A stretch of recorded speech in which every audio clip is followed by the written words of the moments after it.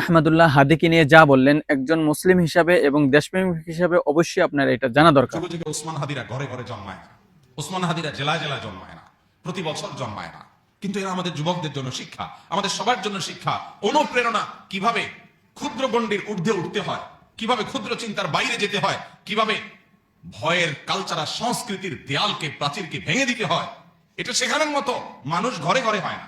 মুসলমানের সম্মান নিহিত আছে দুইটা জিনিসের মধ্যে: এক, মৃত্যুর ভয়কে জয় করা; দুই, দুনিয়ার মোহের ঊর্ধ্বে উঠা। বেঁচে থেকে কি হবে? বেঁচে থেকে কতকাল বাঁচতে পারবো? 1000 বছর তো বাঁচতে পারবো না, মরতে তো হবেই। তাহলে সে মৃত্যুটা কেন গৌরবের মৃত্যু হবে না?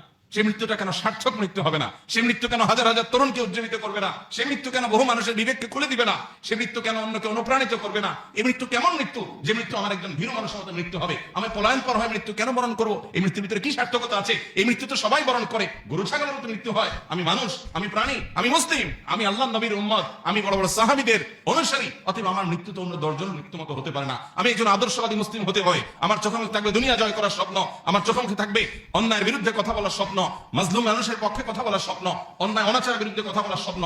এটা যদি চোখে না থাকে, এই পুরুষত্বের দাম কি? এই মনুষ্যত্বের দাম কি? এই মুসলমানিত্বের দাম কি? এই তথাকথিত ঈমানের পরিচয় নামে অভিনয় করার দাম? এই বিষয়টা আপনি যেহেতু জানতে পারলেন, আপনি আপনার জায়গা থেকে যতটুকু পারেন আমল করার চেষ্টা করবেন, এবং আপনার মাধ্যমে যদি অন্য কোনো ভাই এই ভিডিওটা দেখে আমল করার চেষ্টা করে, তাহলে কিন্তু আপনিও তার সমপরিমাণ সব পাবেন। এই জন্য অবশ্যই ভিডিওটিতে একটি লাইক, কমেন্ট, শেয়ার করবেন এবং আমাদের পাশে থাকার জন্য অবশ্যই ফলো দিয়ে রাখবেন পেজটি।